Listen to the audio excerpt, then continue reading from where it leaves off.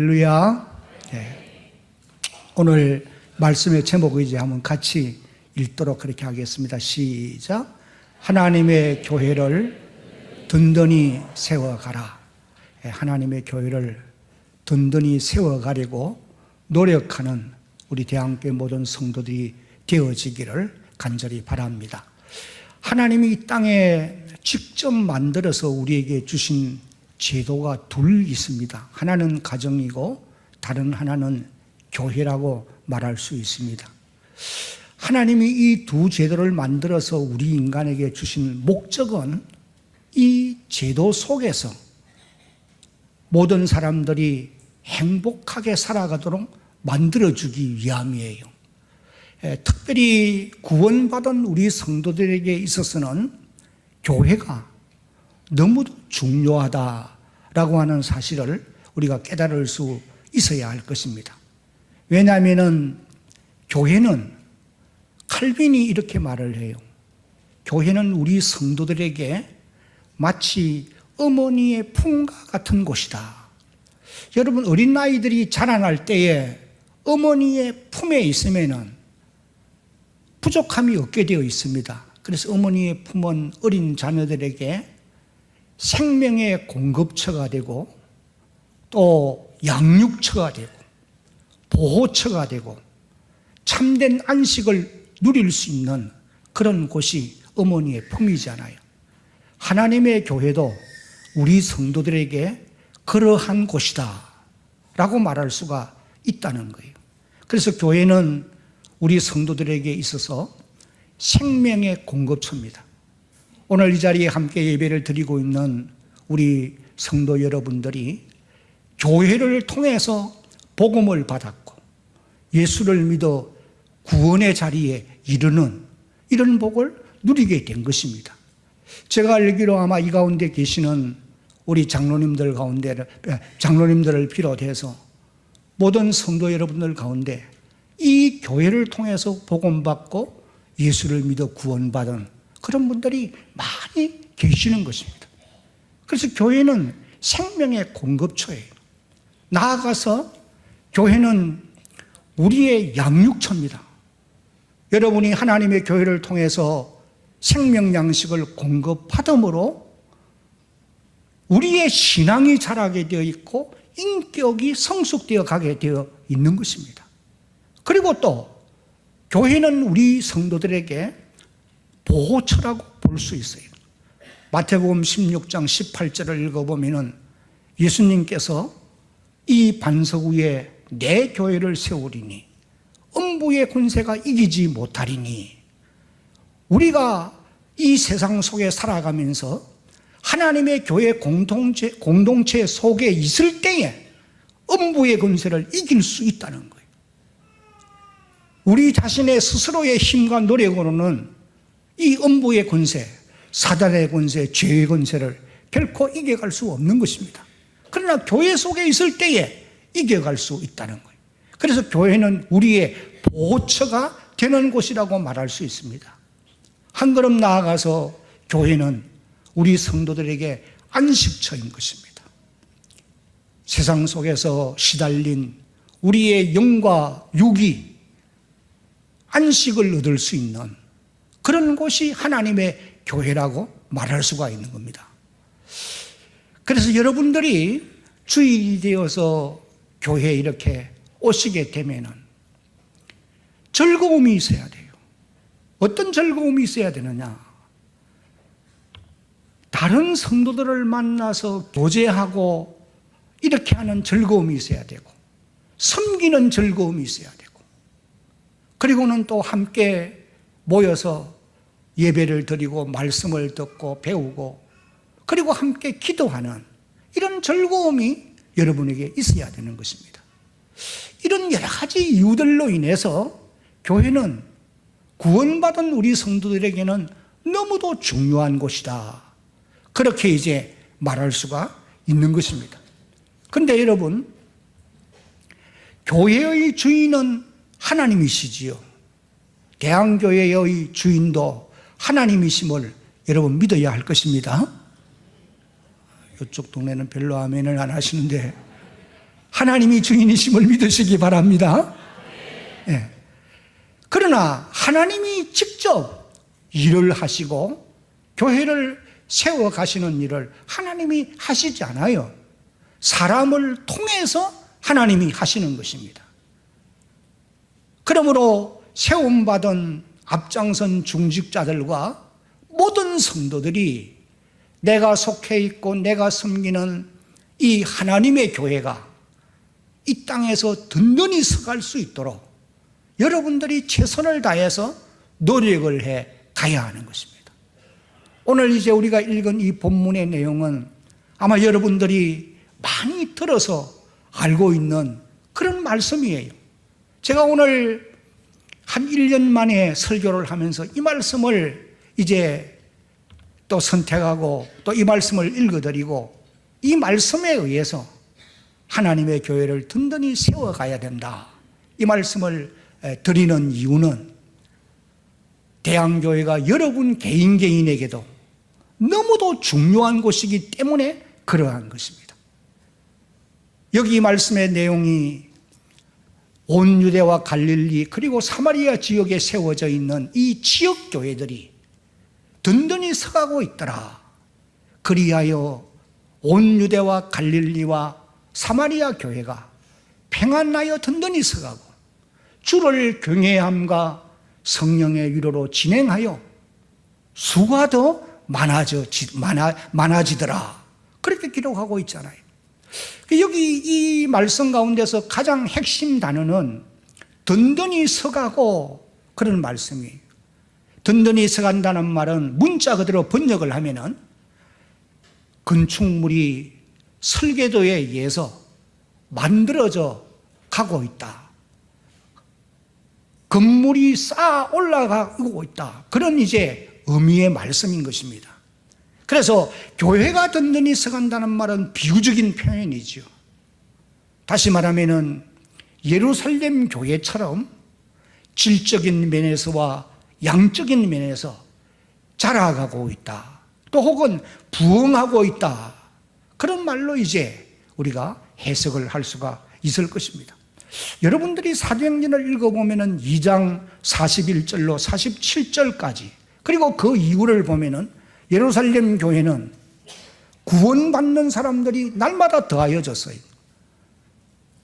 2장 41절을 보면은 말씀을 받은 사람들 중에 세례를 받았는데 그날에 믿는 자가 3천이나 더하더라 기록을 하고 있고 4장 4절에 가서 보면은 남자만 5천이 더하여졌다고 기록합니다. 그리고 5장 14절에 가서 보면은 남녀의 큰 무리가 더하여지더라. 6장 7절에서는 예루살렘에 있는 제자의 수가 더 심히 많아지고 허다한 제사장의 무리도 이 도에 복종하니라고 그렇게 기록합니다. 그리고 또 이 예루살렘 교회는 사도들을 통해서 기사와 표적이 많이 나타났지 않아요. 나아가서는 이 예루살렘 교회는 성도들의 신앙인격이 성숙되어져 갔던 것입니다. 그래서 유무상통하는 삶, 차원 높은 삶을 살 수가 있게 되었고 또 한 걸음 나아가서는 백성들로부터 칭송을 받는 그런 성도들이었어요. 그리고 예루살렘 교회는 교회의 본질에 힘을 썼어요. 말씀의 가르침을 받는 일에 열심을 다했고 성도가 서로 만나서 교제하고 떡을 떼는 일을 열심히 했으며 모이기를 힘썼고 또 오로지 기도에 힘쓰는 그리고 나아가서는 생명의 복음을 열심히 전했던 그런 교회인 것입니다. 하나님께서 오늘 이 지상에 세워져 있는 모든 지역 교회들이 우리가 섬기고 있는 이 대항교회도 오늘 본문에서 말씀하고 있는 예루살렘 교회처럼 또 유대와 갈릴리와 사마리아 지역에 세워진 지역 교회들처럼 그런 모습으로 부흥해 가기를 자라가기를 하나님이 원하고 계신다는 거예요. 여러분들이 섬기는 대항교회가 이런 모범된 교회들과 같이 날로 든든히 서가는 부흥해 가는 이런 역사가 계속되어 가기를 주님의 이름으로 축복합니다. 그러나 오늘 현실은 그렇지 못하지 않아요. 저는 오늘 이 현실 한국교회를 보면서 너무도 염려스러운 면이 많습니다. 교회가 내적으로도 어려움들이 많아요. 구원받는 사람이 더하여지는 것이 아니라 오히려 줄어가고 있는 그런 현상이 오늘 현실 교회의 모습이고, 또 다음 세대는 무너지기 직전에 이르러 있는 그와 같은 어려움들이 없지 않아 있는 것입니다. 게다가 특별히 여러분들이 기억해야 될 것은 기도하는 사람들이 갈수록 줄어가고 있다는 사실이에요. 그뿐만 아니고 외부적인 면에서도 보면은 세상 사람들이 교회를 보는 시각이 너무 부정적이잖아요. 옛날과 다릅니다. 노골적으로 이제는 욕을 하는, 그리고 또 이 나라 정부에서도 정치하는 사람들도 교회의 무용론을 생각하는 거예요. 그래서 교회 폐지법을 발의하는 이런 경지에까지 이르러 있는 것이 오늘 현실입니다. 그러나 여러분, 오늘 우리 성도들은 이런 상황 속에 살아가면서도 하나님의 교회를 든든히 세워가기 위해서 최선을 다해서 노력하는 그런 주의 백성들이 되어야 할 것입니다. 우리가 읽은 이 말씀 속에서 교회를 든든히 세워가기 위해서 우리가 해야 될 일이 무엇이냐? 오늘 본문에서는 세 가지를 말해요. 첫째는 같이 한번 읽어봅니다. 시작. 교회의 평안을 위해서 힘써야 할 것입니다. 유대와 갈릴리와 사마리아 교회가 평안하여 든든히 서가고, 한번 따라합시다. 평안하여 든든히 서가고. 교회는 무엇보다도 먼저 평안이 있어야 합니다. 그래야 나아갈 수가 있다는 거예요. 이런 원리는 모든 영역에 적용될 수 있어요. 여러분의 가정도 평안하지 못하면 든든히 서기가 어렵습니다. 아내와 남편이 불화하고, 부모와 자녀가 형제와 자매가 서로 불화한다고 하면 든든히 설 수 없지 않습니까? 사회도 그러하고 기업도 그러하고 이 나라 민족, 국가도 역시 분쟁함에 망하게 되어 있는 것입니다. 그래서 예수님께서는 분쟁하는 나라마다 멸망하게 된다라고 말씀을 하시고 계세요. 마태복음 12장 25절을 읽어보면 이렇게 말씀합니다. 예수께서 그들의 생각을 아시고 이르시되 스스로 분쟁하는 나라마다 황폐하여 질 것이요 스스로 분쟁하는 동네나 집마다, 가정마다 그 말이죠, 서지 못하리라 라고 말씀을 하시고 계십니다. 교회도 마찬가지입니다. 내적인 분쟁이 있게 되면은 교회는 든든히 서기가 어렵습니다. 우리가 경험해서 알 수 있습니다만은 교회가 외부적인 시험이 오게 되면은 성도들이 마음과 뜻을 모아서 오로지 기도에 힘쓰게 되어 있어요. 그러면 오히려 전화위복이 되어서 교회가 진일보할 수가 있게 되는 겁니다. 그러나 교회가 내적인 분쟁이 있게 되어지면은 마음이 나누이기 때문에 기도하기가 어려워요. 그렇게 되어지면은 시험에 빠질 수밖에 없고 교회는 결국에 가서는 해체될 수밖에 없다고 하는 사실입니다. 그러므로 우리 성도들은 어디서든지 평안을 위해서 노력하고 힘써 가야 할 것입니다. 여러분이 여러분의 가정에서도 가정을 든든히 세우기 위해서 평안을 위해 노력해 가야 되고, 여러분이 머무는 삶의 현장에 어디서든지 평안을 만들어내기 위해 노력해 가야 되는 거예요.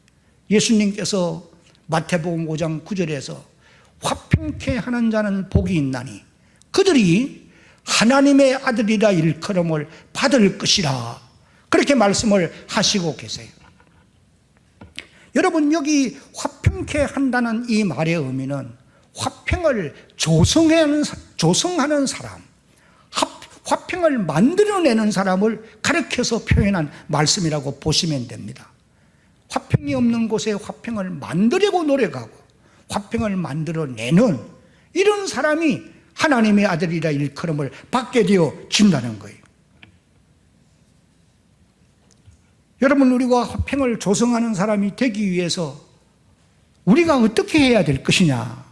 저는 두 가지를 꼭 기억해야 된다고 생각해요. 그 첫 번째가 한번 같이 읽어봅니다. 시작. 주님이 주시는 평안이 우리 안에 있어야 돼요. 먼저 주님이 주시는 평안이 우리 성도들의 마음에 있어야 된다는 거예요. 여러분, 요한복음 14장 27절을 읽어보면 예수님께서 이렇게 말씀하십니다. 평안을 너희에게 끼치노니 곧 나의 평안을 너희에게 주노라. 내가 너희에게 주는 것은 세상이 주는 것 같지 아니하니라. 너희는 마음에 근심하지도 말고 두려워하지도 말라. 여기 평안을 너희에게 끼치노니, 이 말은 나의 평안을 남겨두고 가노니, 그런 의미예요. 그 주님이 하늘로 올라가시기 전에 자신의 평안을 이 땅에 남겨두셨다는 거예요. 주님이 남겨두신 이 평안을 우리가 우리 마음에 간직하는 이런 복을 누려야 된다는 거예요. 예수님이 이 말씀을 하시고 요한복음 20장 21절로 22절에 보면은 부활하신 이후에 제자들을 찾아오셔서 또 이렇게 말씀하십니다. 예수께서 또 이러시되 너희에게 무엇이 있을지어다? 평강이 있을지어다. 아버지가 나를 보내신 것처럼 나도 너희를 세상으로 보낸다고 말씀하세요. 이 말씀을 하시고 그들을 행하사 숨을 내쉬며 이르시되 무엇을 받으라? 따라합시다. 성령을 받으라. 앞을 보십시오. 오늘 저와 여러분들이 주님이 남겨두신 그 주님의 평안을 우리 마음에 간직하기 위해서는 성령을 받아야 된다. 그 말씀이에요. 왜냐하면 성령이 오셔서 주님이 이 땅에 남겨두신 그 평안을 우리 마음에 가져다 준다는 거예요. 강물같이 흐르는 기쁨 성령 강림함이라. 182장 찬송이 그렇죠? 그 다음에 주님 주시는 참된 평화가 내 마음속에 넘치네. 우리 마음에 주님 주시는 평안이 넘치기 위해서는 성령이 우리에게 임하셔서 주님의 남겨두신 평안을 우리에게 담아주셔야 된다는 거예요. 여러분, 주님이 우리에게 주시는 평안은 환경을 초월하는 평안입니다. 사도 바울을 보십시오. 그의 마음에는 주님이 주시는 평안이 넘쳐났던 겁니다. 그래서 사도행전 16장 25절을 보면은 빌립보 감옥에서 매를 맞고 고난을 겪었는데도 신라와 더불어 밤중에 찬송하고 기도하고 찬송하는 이런 놀라운 역사를 일으켰어요. 그랬더니 옥문이 열리고 사설이 풀어지고 간수가 회개하는 이런 놀라운 역사가 일어났던 겁니다. 그뿐만 아니라 빌립보 교회 성도들에게 편지하면서 자신의 마음에 주님 주는 평안을 가진 사람이 뭐라고 말씀하시느냐. 빌립보 4장 4절로 7절까지를 보면 이렇게 기록되어 있어요. 주 안에서 항상 기뻐하라. 내가 다시 말하노니 기뻐하라. 그러면서 이제 주의 하나님의 평강이 너희에게 있기를 원한다. 계속해서 말씀하는 것을 우리가 보게 되어집니다. 여러분, 오늘 우리 성도들에게도 주님이 주시는 이런 평안이 내 안에 있어야 할 줄로 믿습니다. 412장 찬송에 보면은 이 땅에 험한 길 가는 동안 참된 평화가 어디 있나? 우리 모두 다 예수를 친구 삼아 참 평화를 누리겠네. 그 다음에 뭐예요? 평화로다. 하늘 위에서 어떻게 하네? 내려오네. 여러분, 참된 이 평화가 창공에서 내려온다는 말이 아니잖아요. 성령 하나님이 주님이 남겨두신 그 평안을 우리 마음에 우리 마음에 가져다 줄 때에, 담아 주실 때에 우리 마음에 주님 주시는 평안이 넘치게 되어 있는 것입니다. 우리가 어디를 가든지 화평을 조성하는 사람들이 되기 위해서는 먼저 내 안에 주님이 주시는 평안이 있어야 된다는 사실입니다. 그리고 또 평안을 만들어내는 사람이 되기 위해서는 두 번째는 우리가 의지적으로 힘쓰고 노력해야 된다는 사실을 기억해야 됩니다. 하나님이 가만히 있는 우리에게 주의 주는 평안을 주시고 또 화평을 만들어주는 것이 아니라 의지적으로 우리가 노력해 가야 된다는 거예요. 가정에서도 교회에서도 평안을 만드는 이런 일들이 결코 쉽지는 않습니다. 의지적으로 노력을 해가야 돼요. 우리가 노력을 한다는 것은 자기 희생을 지불하는 면이 있어야 되는 거죠. 어떤 면이냐? 때로는 여러분들이 화평을 조성하기 위해서는 자존심도 버려야 될 때가 있어요. 그 다음에는 오래 참아주기도 해야 됩니다. 그리고 또 하고 싶은 말도 절제해야 되고 또 어떤 때는 감정도 여러분이 다스려야 돼요. 내가 하고 싶은 말 다 하고서야 평안을 만들 수가 없다는 거예요. 그러므로 어디서든지 평안을 조성하는 이런 일은 참으로 귀한 일이고 그런 사람이 하나님의 아들이라 일컬음을 받게 되는 이런 복을 누리게 되는 것입니다.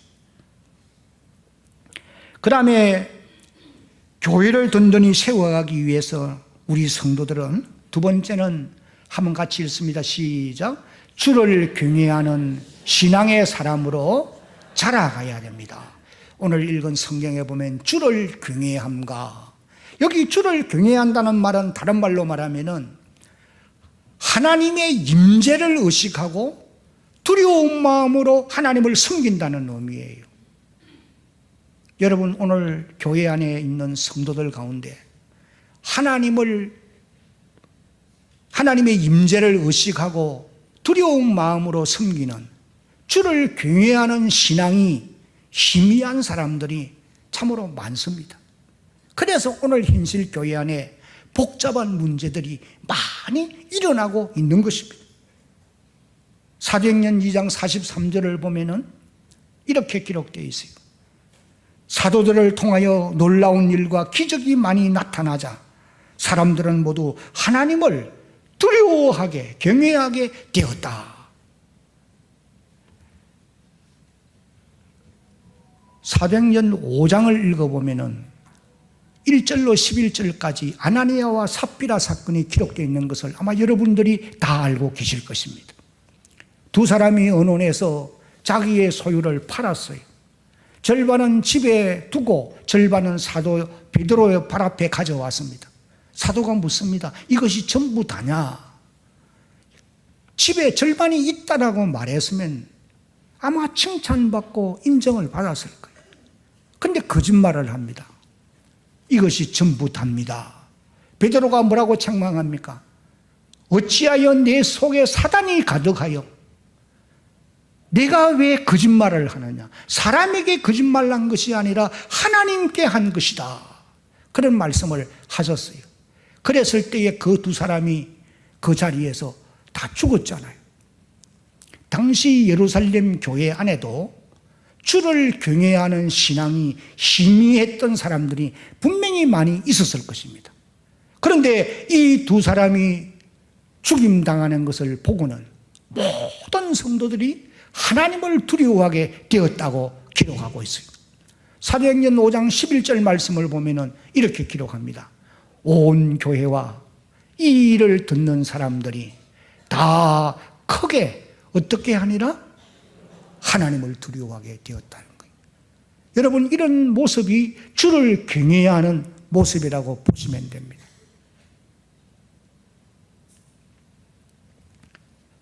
오늘 우리가 이곳에 모여 예배를 드리는데 이 가운데는 주님이 임재하여 계심을 우리는 믿어야 합니다. 마태복음 18장 20절을 읽어보면 예수님께서 친히 이렇게 말씀하세요. 두세 사람이 내 이름으로 모인 곳에는 나도 그들 중에 어떻게 한다? 있느니라. 계신다는 거예요. 그런데 어떤 모습으로 계시느냐? 이건 우리가 잘 알 수가 없잖아요. 왜? 여러분의 눈으로 보지 못했고 귀로 그분의 음성을 듣지 못했고 손으로 그분을 만져보지 못했기 때문에 어떤 모습으로 계시는지 잘 몰라요. 그러나 사도 요한은 오늘 현실 교회 안에 임하여 계시는 주님을 직접 자신의 눈으로 보았고 귀로 음성을 들었고 손으로 만졌던 것입니다. 어떤 모습으로 계셨느냐?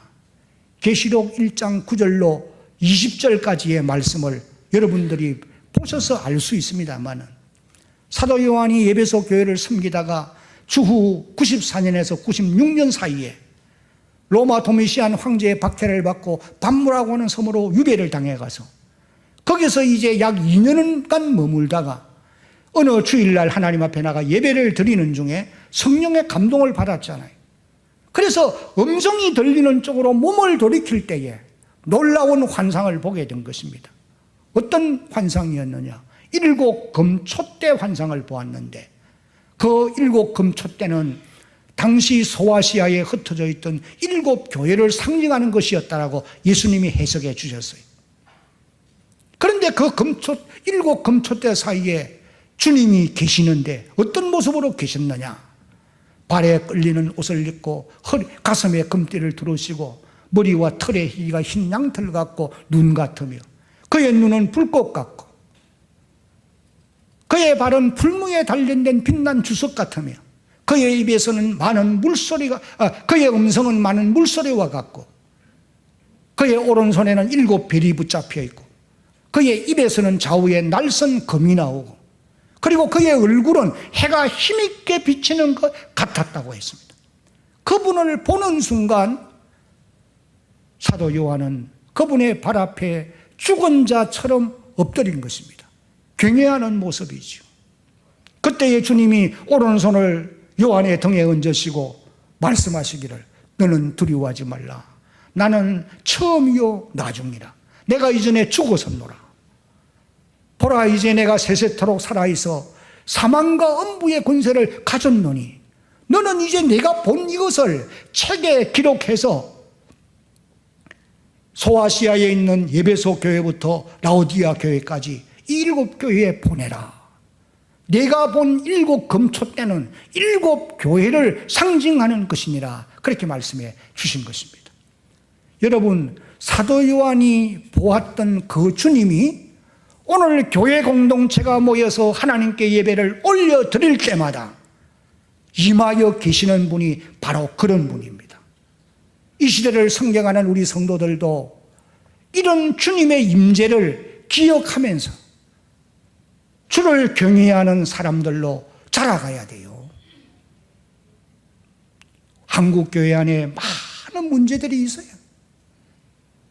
제가 아는 교회들도 우리 주변에 있는 교회뿐 아니고 부산시 안에 있는 교회들 가운데도 어려움을 겪는 교회들이 많습니다. 왜 그런 현상이 있게 되느냐?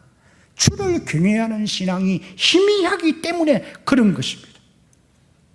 여러분들도 직접 여러분의 눈으로 보았으면은 그런 신앙의 사람들로 자라갈 수 있겠습니까?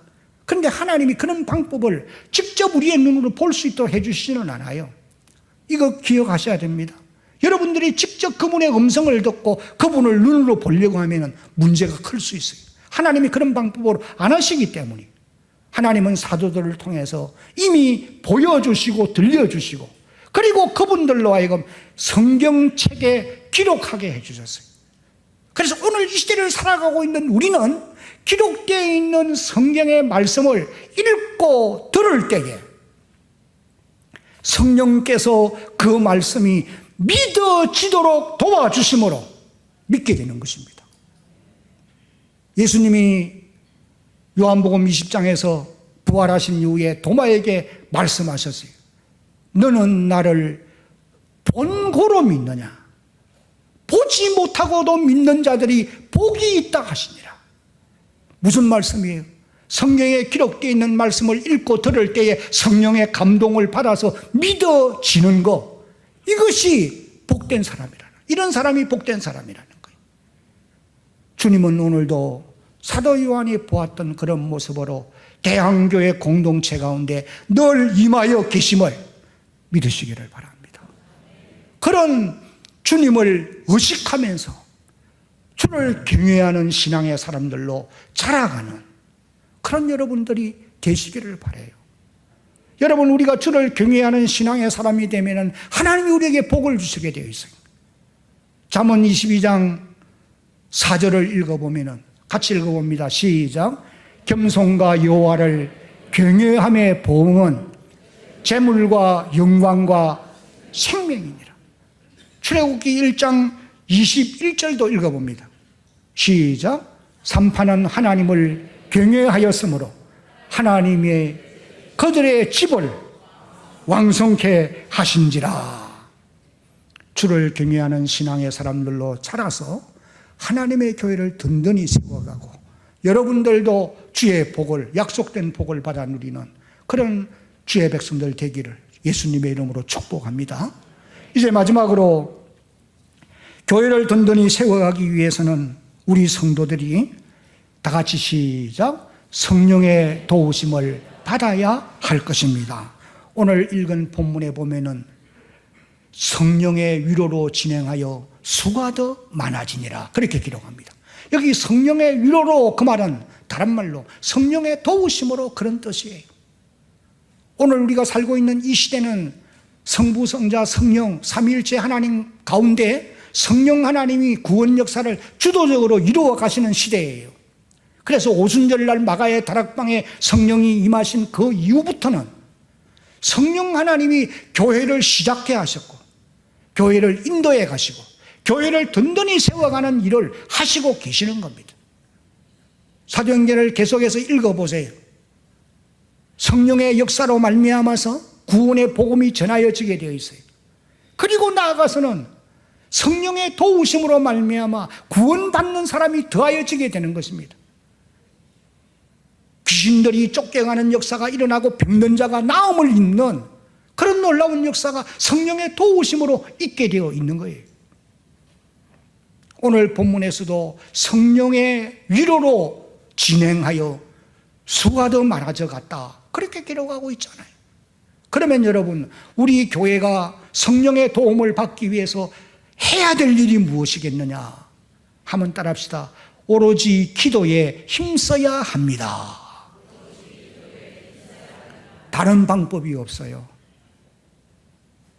사도행전을 읽어보세요. 오로지 기도에 힘쓰는 현장에 성령이 충만히 역사하는 이와 같은 기록을 우리가 읽어보게 되는 것입니다. 그러므로 여러분들도 성령의 도움을 받기 위해서 오로지 기도에 힘쓰는 주의 백성들이 되어야 할 줄로 믿습니다. 제가 이 건물을 지으면서 함께 기도했던 기도의 제목이 3가지가 있었어요. 그 첫 번째가 하나님, 앞으로 완성될 그 건물 속에 구원받는 사람이 더하여지게 해주십시오. 두 번째는 모든 성도들이 알곡 성도들로 자라가게 해주십시오. 그 다음에 이제 세 번째는 기도하는 사람들로 가득 차게 해주십시오. 이런 기도를 제목을 가지고 열심히 기도했습니다. 지금 우리 대한교회는 감사하게도 코로나 시대가 지난 이후에 그래도 많이 회복이 되어서 여기에 구원받는 새신자들이 계속해서 들어오는 복을 누리고 있습니다. 이건 여러분들이 성령의 충만으로 복음을 전하기 때문에 그런 결과를 가져오는 거 아니겠어요? 그 다음에 또 알곡 성도들로 자라가게 해달라고 그랬는데 우리 담임 목사님이 열심히 제자 훈련을 하고 있어요. 정말 잘하는 일이에요. 여러분, 하나님의 말씀은 배워야 알게 되어 있고 말씀이 없으면 신앙이 자랄 수 없습니다. 그래서 알곡 성도들로 자라가는 이 일을 열심히 해요. 그런데 제가 한 가지 안타깝게 생각하는 것은 기도하는 사람들이 자꾸 줄어가고 있다. 기도 운동이 일어나야 된다. 이 말씀을 여러분들에게 꼭 드리고 싶습니다. 여러분, 기도 운동이 일어나지 않으면 위에 말씀드린 2가지는 어려울 수 있습니다. 나무를 심어놓고 물을 주지 않으면 말라버리는 거예요. 죽어버려요. 아무리 가르쳐도 성령의 역사가 없으면 들은 말씀을 적용할 수가 없어요. 실천할 수가 없어요. 그러므로 교회가 열심히 기도하려고 노력해 가야 합니다. 여러분들이 이 대한교회를 든든히 세워가기 위해서 성령의 도움을 받아야 하는데 오로지 기도하는 일에 힘쓰는 그런 주의 백성들이 되어지기를 예수님의 이름으로 당부합니다. 이제 말씀을 맺겠습니다. 대한교회를 든든히 세워가기 위해서는 모든 성도들이 평안을 위해서 힘써야 된다고 그랬어요. 그 다음에는 주를 경외하는 성숙한 신앙의 사람으로 자라가야 한다고 말씀드렸어요. 그리고는 성령의 도우심을 받기 위해서 오로지 기도에 힘써야 한다고 말씀드렸습니다. 여러분이 섬기는 이 교회가 어려운 시대이지만은 갈수록 건강한 교회로 든든히 서감으로 이곳에서 신앙생활하는 여러분들이 행복한 남은 세월을 살아갈 수 있기를 예수님의 이름으로 축복합니다.